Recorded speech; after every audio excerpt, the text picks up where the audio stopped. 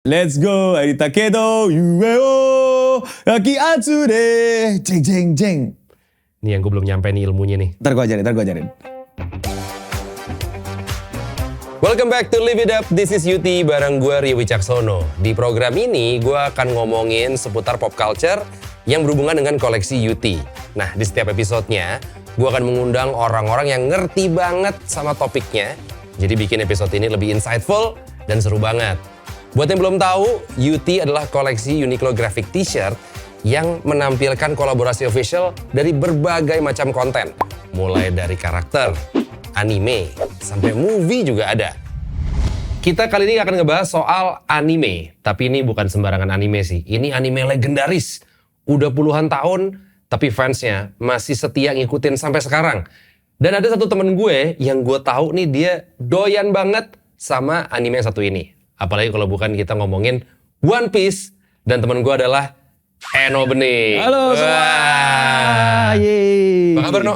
Wah, sehat banget. Alhamdulillah ya, mantap. Sehat Bang Rio. Alhamdulillah sehat. Dan kita akan ngomongin satu anime yang sejujurnya Apa tuh? gue gak tahu banyak sih soal One Piece. Kacau. Serius gak bohong gue. Kacau. Jadi gue mending jujur-jujuran. Karena di luar sana nih gue yakin banyak banget fansnya One Piece yang lagi nonton ini. Kalau gue salah ngomong atau gue asal ngomong, wah gimana sih nih host? Wah iya betul, Ya kan? betul. Main aman aja, jujur Main aja. aman aja. Jujur Jadi aja. makanya gue fair-fairan. Justru makanya gue pengen ngobrol sama lo. Supaya gue tahu One Piece tuh sebenarnya apa sih? Coba ceritain ke gue versi singkatnya aja. Ini bener-bener ini nih ya, kagak dapet nih. Nih yang gue tahu ya. Anime One Piece adalah ada satu geng. Geng, tongkrongan ya, tongkrongan. Iya, ada satu tongkrongan. Anak-anak skena nih. Kebetulan skena bajak laut. Skena bajak laut, oke. Iya, bernama Luffy dan beberapa teman-temannya. Yes. Yang dimana mereka ini mencari harta karun yang bernama One Piece. Iya betul. Iya kan? Iya secara kasar. Tapi along the way pencarian One Piece inilah yang akhirnya sampai sekarang pun belum selesai. Betul banget. Bener gak kayak gitu? Udah lumayan lah Bang Rio ngejelasinnya. Jadi ya emang One Piece itu anime atau manga yang menceritakan tentang perjalanan krunya Mugiwara ini. Namanya Mugiwara? Iya Mugiwara. Okay. Kaptennya itu Monkey D. Luffy. Ini karakter utamanya dan dia punya teman-temannya tuh ya, satu tongkrongannya tuh ya. Bertualang di kapal jadi bajak laut, berlayar dia ke pulau dan ke pulau dengan satu tujuan yaitu menemukan One Piece. Tapi selama perjalanannya tuh ada konflik-konflik, ada keseruan, ada banyak hal yang mengisi cerita-cerita tersebut. Oke, jadi puluhan tahun ini One Piece-nya belum ketemu ya? Belum. Udah berapa sih? 25 tahun ya kita ya? 25 tahun ya? Iya lebih itu bener-bener sampai sekarang tuh One Piece belum ketemu. Dan bahkan bukan masalah ketemu Bang Rio. Nggak ada yang tahu sampai sekarang One Piece tuh apa. Oh gitu? Nggak ada yang tahu. One Piece tuh judul animenya One Piece. Diterjemahin kan artinya satu keping kan? Betul, satu keping. Dan satu keping apa? Apa? Nggak tahu. Kepingannya berbentuk apapun juga nggak tahu? Nggak tahu apa. Tapi ya mulailah pelan-pelan, makin kesini, makin diceritain, makin ada semacam hin-hin atau clue-clue lah kira-kira bisa ditebak-tebak One Piece itu apa. Tapi sampai sekarang nih ya, gue nontonin dari masih dimandiin emak sampai mandi sendiri sampai sekarang nggak ada yang tahu One Piece apa kecuali yang mengarangnya itu Eiichiro Oda. Tapi lu nakama kan? Ini benar. Ya, jadi wibu-wibu One Piece atau fans-fans One Piece itu biasanya manggil nakama. Sotoy banget. Tapi lu tahu nggak nakama artinya apa? Itu tadi sesama fans. Iya betul. Iya kan? Tapi sebenarnya jujur gue nebak. tidak salah. Iya. Cuma nakama tuh dari bahasa Jepang yang kalau secara kasar bisa kita bilang teman. Oke. Nah, perjalanan Luffy itu selain mencari One Piece itu ketemu banyak orang yang akhirnya bisa dibilang nakamanya, temannya. Dan itu akhirnya perjalanan dia dan nakama-nakamanya. Oh, jadi satu kapal itu dia dan nakama-nakamanya? Nakama-nakamanya. Dan selama perjalanan pun ketemu nakama, kehilangan nakama. Dan kita sebagai wibu yang suka nontonin One Piece atau yang bacain One Piece itu jadi kayak krunya Luffy juga gitu. Jadi nakamanya juga ngikutin perjalanan dia gitu. Ada semacam kayak sense of belongingnya ya? Iya, jadi makanya nyebut wibu-wibu One Piece tuh biasanya nakama. Tapi kalau kita mundur lagi nih, No, lu suka sama One Piece gara-gara kenapa? Gue tuh orang-orang pada tahu lah kalau nontonin gue tuh suka banget sama One Piece Pre-Time Skip, yaitu mau nggak mau masa kecil gue bang ya. Jadi ya zaman dahulu kayak beda deh. Kalau zaman sekarang bocil-bocil kalau cari tontonan kan tinggal browsing ya, nyari di OTT. Kalau kita kan zaman kita dulu bang kagak ada namanya nyari kan. Gue lihat jadwal TV di koran, telak di koran.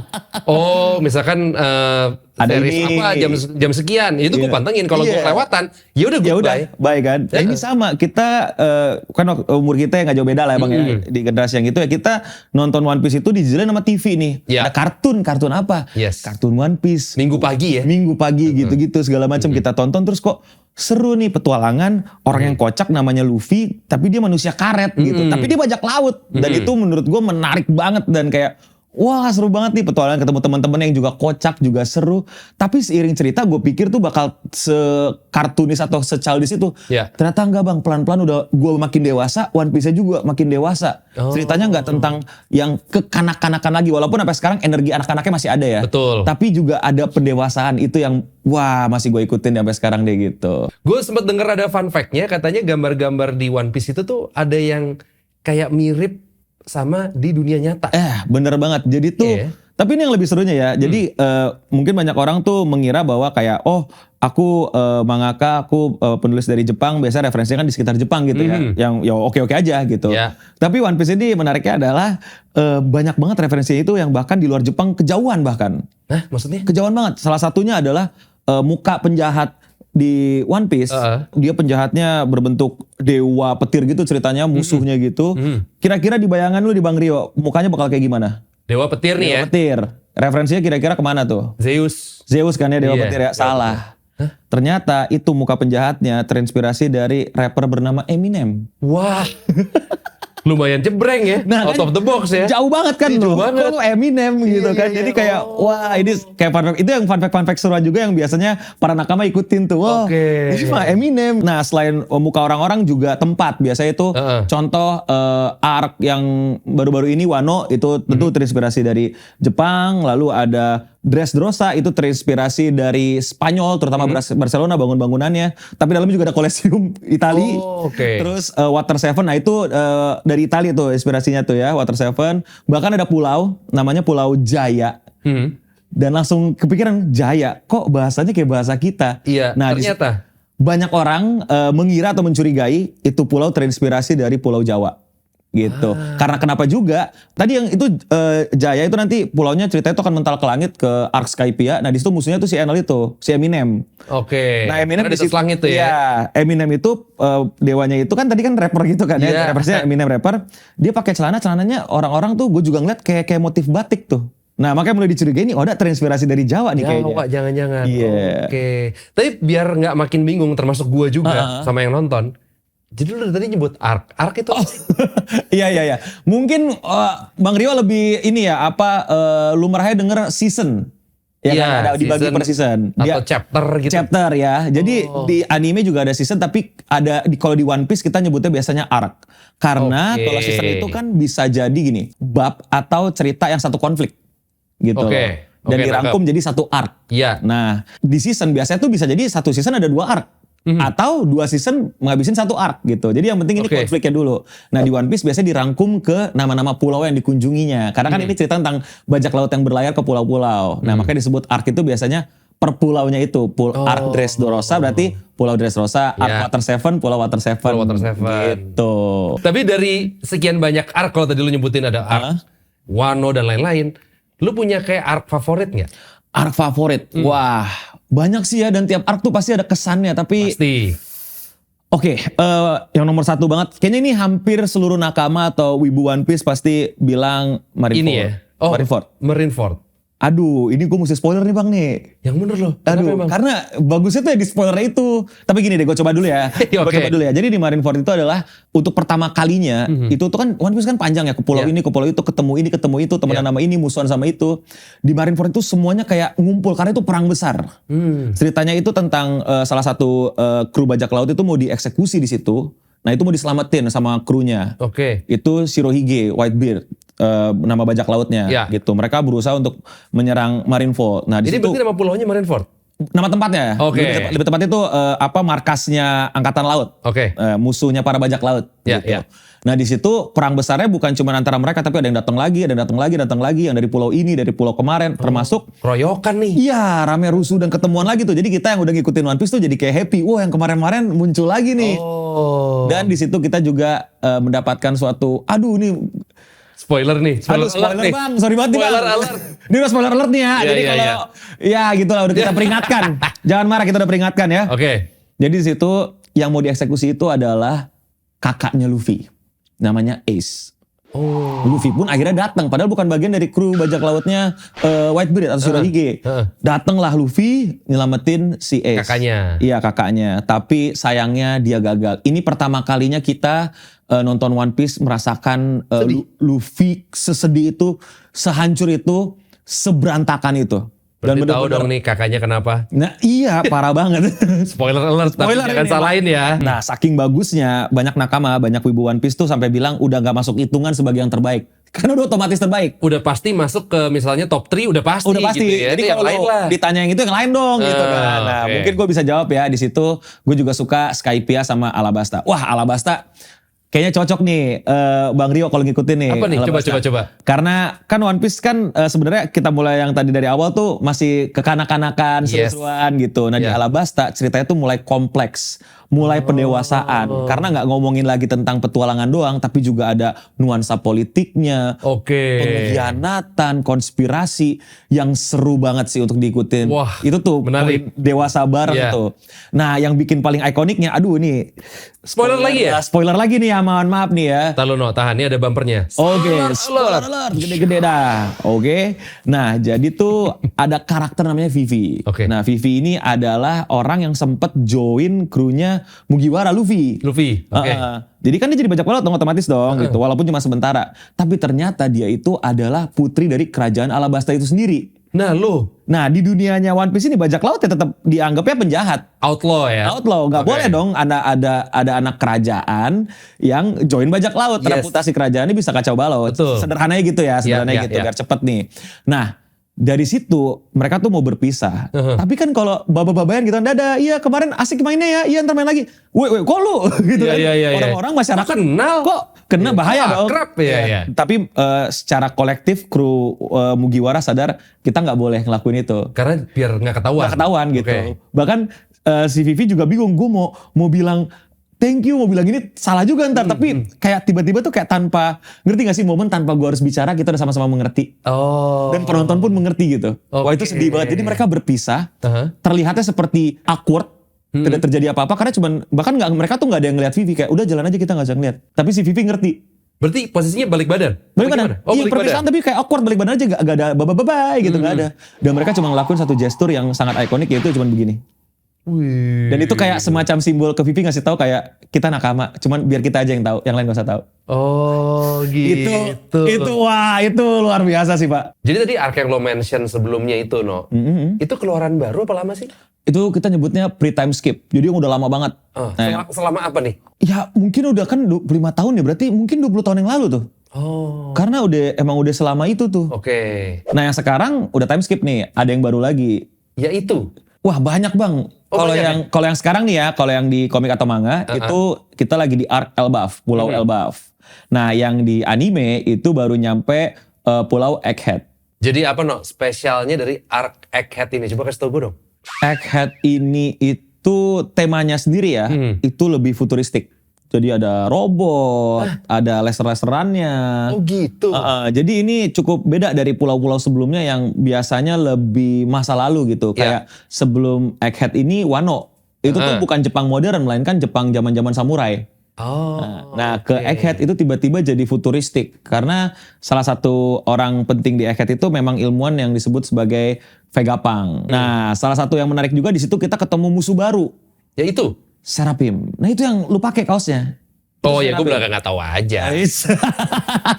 Nakama, tenang nakama. Gue ngetes ini pengetahuannya Eno aja. Makasih bang udah dites bang diuji. Ini tau S ini apa? Taunya tahu. S itu ini Seraphim. Ini wujud-wujudnya. Dia itu adalah sebenarnya mereka itu klon atau tiruan dari si Chibukai.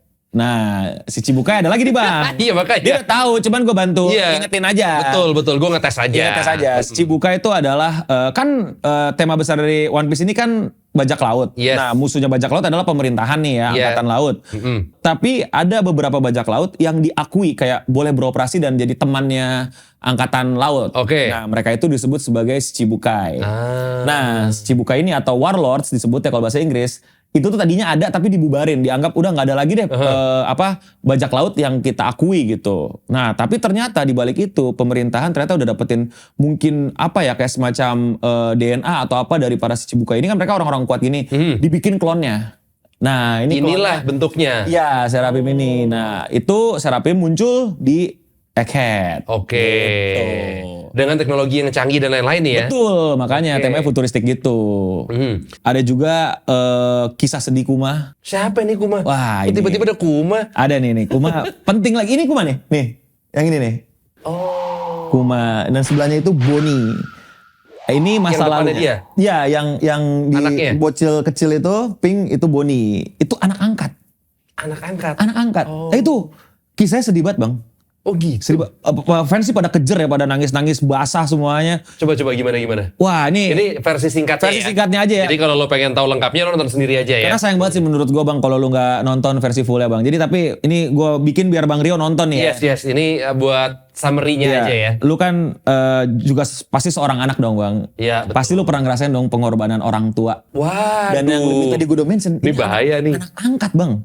Bukan anak lahir, bukan anak dari dia. Dan anak angkatnya ini kena sebuah penyakit dan gimana caranya nih dia bisa nyembuhin anak angkatnya ini. Dan ternyata ada caranya tapi dengan syarat. Yaitu kamu mesti kasarnya jadi kaki tangan pemerintahan.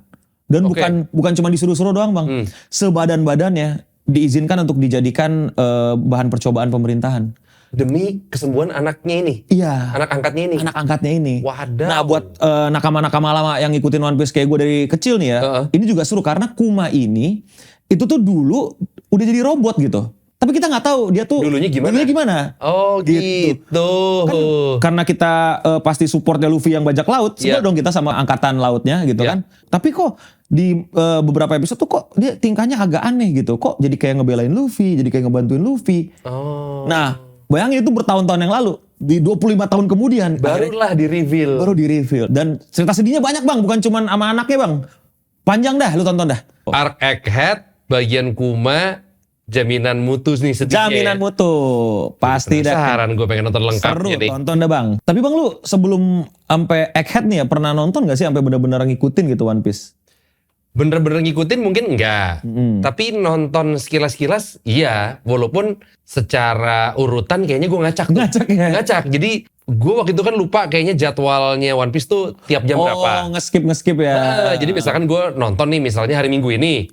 Gue baru nonton lagi mungkin 3 minggu atau bahkan mungkin sebulan lagi. Jadi gue yang ceritanya udah begini aja gitu. Jadi makanya gue belum segitu nyantolnya. Karena belum ngurut. Ini gak apa yang paling keinget sama lu tuh sosok siapa di One Piece? Luffy udah pasti lah ya. Sama yang lain. Krunya dia tuh siapa? Zoro. Oh Zoro. Antonio Banderas. Bukan. Tapi emang bener. Apanya? Zoro itu ya dari Legend of Zoro yang diperani sama. Inspirasinya? Iya dong. Oh gitu. Kan sebelum time skip dia bahkan sampai yang ininya yang item-item kayak Zoro. Bandananya gitu ya, kan. Kan itu banget. Baru setelah time skip tuh pakaiannya lebih kayak samurai. Dulu lebih kayak Zoro. Yang kayak pedangnya yang kecil gitu ya? Enggak pedangnya kecil. Cuman kalau dia malah ikoniknya Zoro tuh pedangnya 3. Nih Zoro tuh yang ini. Nah yang warna biru. Yang ini ya? Iya, yang dia lawan itu ini Lucy namanya, ada lagi nih. Beda. Monster. Nah, aduh, panjang lagi nih Bang. Waduh, jangan deh. Nonton lengkapnya aja deh. Iya. Jadi singkatnya Lucy ini dulu musuh juga tuh zaman bahelanya tuh musuh di Water 7, Arc Water 7. Dia ini kasarnya ya, sederhananya adalah mata-matanya, agen rahasia. Cepunya. Iya. Nah, mereka berhasil dikalahkan dan ketemu lagi sekarang. Dan di Egghead juga ketemunya. Lawannya dulu sama si Luffy, tapi karena Luffy udah terlalu kuat gitu ya, ini sama Zoro pun udah bisa dilawan gitu. Tapi kalau ngomongin One Piece kan emang Luffy udah yang paling ikoniknya lah ya. Iyalah, Dan menurut gue item dia yang paling berkarakter, yang paling Luffy banget. Yes. Topinya. Betul. Tapi kok gue kalau misalkan ngelihat Luffy di mana-mana gitu ada yang momen dia tuh nggak ada topi jeraminya. Dia kayak putih-putih gitu. Yang sekarang putih-putih. Itu maksudnya Luffy yang gimana? Nah, ini penjelasannya nih Bang ya. Luffy tuh punya kayak semacam jurus-jurus ya kan ya. Oke. Dia tuh ada mode-modenya gitu. Nah, gampang ini dihafalinnya. Dia itu gear namanya. Oh, ini bukan jurus dong, persneleng. Iya, betul.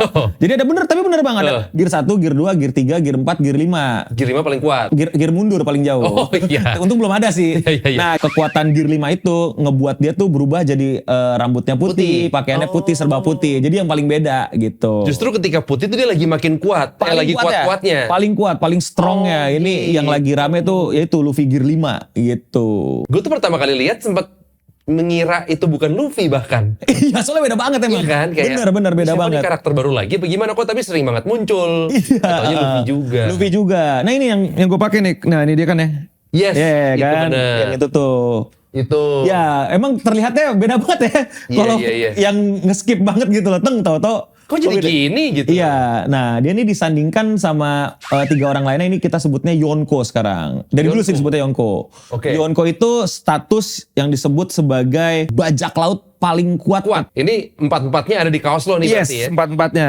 Ini Luffy, ini Kurohige. Itu mirip temen gue tuh Dustin tuh ompong gitu. Bener juga ya. Coba deh cosplay nanti ya. Jadi ini Blackbeard. Ini Shanks, ini Buggy. Nah, Buggy yang badut ya gue inget. Pasti lu nggak deh ini. Soalnya di awal-awal banget ya gitu. Nah ini Blackbeard ini nih sosok yang banyak orang menduga bakal menjadi musuh terakhirnya. Tapi masih masih fan teori lah ya, mungkin orang lain. Tapi dia yang kira-kira bakal jadi nemesisnya mungkin ya dari Luffy. Nah ini Shanks. Orang Indonesia lebih mengenal dengan Jackie sebenarnya. Kenapa Jackie kok beda banget? Dulu Dabra salah sebut. Oh gitu? Iya. Jauh banget. Tapi itu jadi ikonik di Indonesia. Para nakama nyebutnya Jackie. Kalau lu biar pengen kayak semacam kelihatan nakama lama sebutnya Jackie. Oh gitu malah? Iya, Jackie. Justru yang salah ya? Iya, yang salah Jackie. Ini Jackie, sayang si rambut merah. Ini adalah jatuhnya orang yang ngebuat Luffy jadi bajak laut. Dia ini orang yang menginspirasi Luffy jadi bajak laut. Bahkan topi jeraminya Luffy itu dari Shanks. Oh dia yang ngasih? Gitu.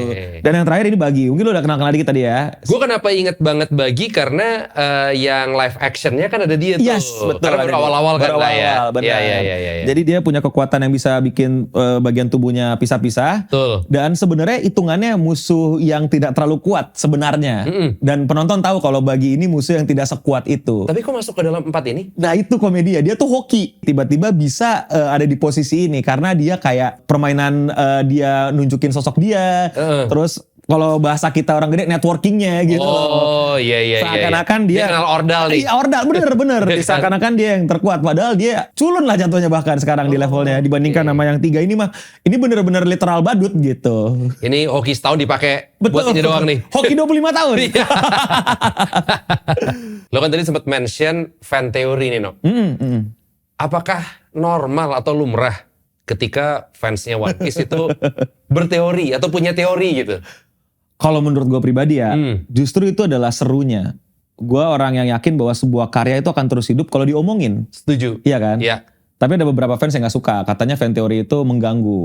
Lu kan juga punya fan teori aduh. tentang One Piece endingnya seperti apa. Iya. Tapi apakah lu punya teori One Piece itu apa sih gitu? Bentuknya apa? Aduh, sebenarnya ya. Jadi gini nih. Nah ini agak kompleks nih ya. One Piece itu dunia itu terbagi 4 gitu loh. North, West, East, Blue. Dan orang tuh gak bisa pindah dengan mudah. Mereka harus ngelewatin jalur-jalur yang agak kompleks gitu. Dan yang menguasai jalur tersebut adalah pemerintahan. Dan mereka tuh punya tempat namanya Red Cliff. Redstone itu tinggi. Yang membatasi itu semua. Nah mungkin One Piece adalah sesuatu yang bisa menghancurkan itu dan membuat dunia balik menjadi nyatu, One gabung. Piece. Oke. Itu satu.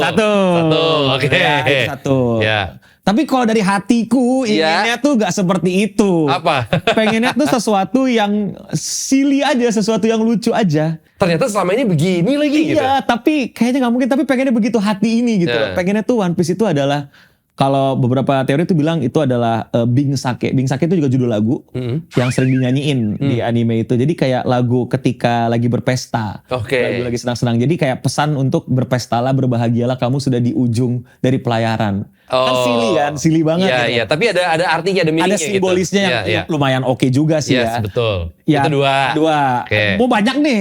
5 deh, 5. Waduh. Apa ya yang terakhir mungkin? Terakhir. Jadi gini, karena ada satu hint yang udah muncul, yaitu adalah Raja Bajak Laut pada masa itu, Goldie Roger, yang sebenarnya udah menemukan One Piece dan menjanjikan One Piece pada generasi penerusnya. Itu pas ketemu One Piece tuh dia tertawa. Iya, jadi reaksinya ketawa. Hahaha. Udah. Apa kira-kira ya? Berarti kan gak jauh-jauh dari sesuatu yang bisa membuat orang yang udah bahkan bertualang sejauh itu tuh ketawa bukan kesel. Iya. Berarti sesuatu yang apa ya, mungkin kocak, mungkin lucu gitu. Seru deh Bang kalau lu mau mulai berteori-teori liar sih. Gokil. Menurut gue sih menyenangkan ya. Tapi itu tadi satu clue yang kayaknya bisa dibikin pegangan untuk berteori tuh. Jadi ketika ditemukan si One Piece itu reaksinya ketawa. Ketawa dia. Dan nama pulaunya akhirnya jadi Laugh Tale. Apa tuh? Apa yo? Itu tuh apa Ayo. Tadi kan kita udah ngobrol-ngobrol soal One Piece no. Yes. Yuti ada koleksi One Piece Egghead. Bisa lihat nih di belakang kita. Ini yang gue pakai nih ya. Yonko. Betul, yang ada 4. Ini Luffy, Dustin Tiffany. Dustin Tiffany, Jackie bagi. Yes, betul. Terus ini Egghead juga ini Zoro, Betul. sama Lucy. Ini yang archive ya. Ini yang lu pakai nih Bang. Ini gue pakai. Belakangnya ini nih kan ya. Ini gue tampak depannya seperti ini. Betul. Nah ini yang segera mungkin mesti saya miliki ya. Kuma Boni. Kuma sama Boni ya. Yes, jadi buat teman-teman panitia tolong sisakan satu buat saya. Aman. Sebelum kehabisan ya. Jadi tolong. Mau beli dari gue? Boleh dah. Boleh ya? Boleh. 3 juta aja gue yang rugi. Bang. Padahal harga aslinya gak segitu. Nah ini Bang, Yuti tuh ada anime-anime lain gak sih? Gak One Piece doang kan? Ada dong. Tadi kan lo mention One Piece yang archive. Oh ya, yang ini nih ya. Tapi mungkin masih banyak teman-teman yang belum punya, makanya di re-release lagi. Oke. Gitu. Lengkapin koleksi nih ya. Lo kalau misalkan doyan nama Demon Slayer? Kimetsu no Yaiba. Ada. Oke. Ada. Nih gue nyebutnya harus bener, kalau nggak gue akan diomelin sama Haruka. Apaan tuh? Studio Ghibli. Studio Ghibli.